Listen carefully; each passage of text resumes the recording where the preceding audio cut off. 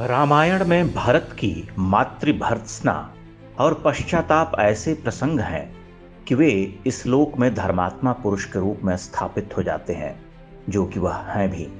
उनका आर्जव, प्रेम, करुणा तीनों मनुष्य के इतिहास में नई ऊंचाइयों को ग्रहण करते हैं। राम भरत मिलाप अपने आर्तनाद से उसे और मंडित करता है। आदमी व्याकुल होकर शतियों से उस प्रसंग को सुनता पढ़ता आया है, उदाहरण देता आया है, कहता आया है कि भाई हो तो भरत जैसा। लक्ष्मण तनिक उद्धत हैं, क्रोधी और कई बार अविवेकी, अधीर भी। किंतु लक्ष्मण का तप कितना कठोर है। वह तो विश्वामित्र के द्वारा राम को मांगे जाने के साथ ही राम की छाया बनकर रहे हैं। राम का वनवास उनका भी वनवास है।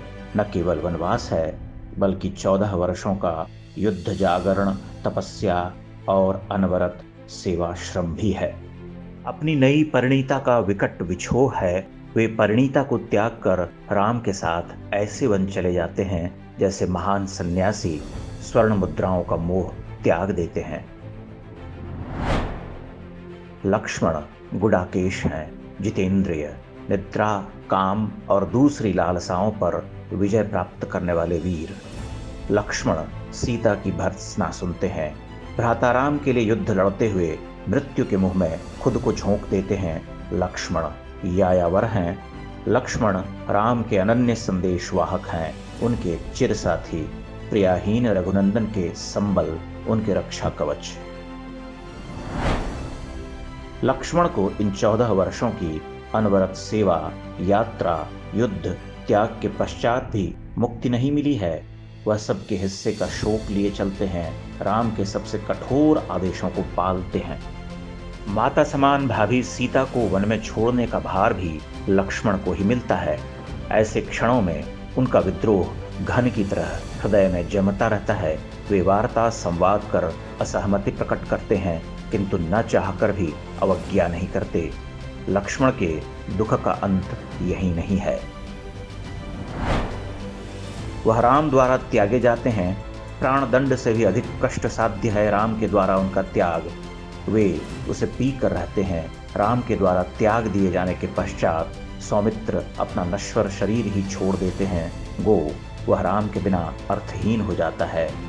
राम से भरत के अनन्य प्रेम और संतत्व के बावजूद लक्ष्मण जैसा दुख उनके हिस्से में नहीं आता है। वे निस्वार्थ होकर सब कुछ छोड़कर 14 वर्ष का तप करते हैं, किंतु प्रतिक्षण राम का दुख भाग बांट नहीं पाते, उन्हें अपने शीश पर धारण नहीं कर पाते। लक्ष्मण राम के बिना कुछ नहीं है। राम के मर्यादा पुरुषोत्तम रूप का मानवीय विस्तार लक्ष्मण में मिलता है। भरत में सहज मनुष्योचित भावनाएं यथा क्रोध या उद्वेग बहुत कम है। वे संयत हैं, तपस्वी। लक्ष्मण क्रोधी हैं, उद्वेगी भी, किंतु उनमें तितिक्षा और राम के अनुगमन की अपार संभावनाएं हैं। लक्ष्मण राम के बिना संभव नहीं। जैसे सियाराम से राम पूर्ण होते हैं, वैसे ही राम सुमित्रानंदन में समाहित हैं।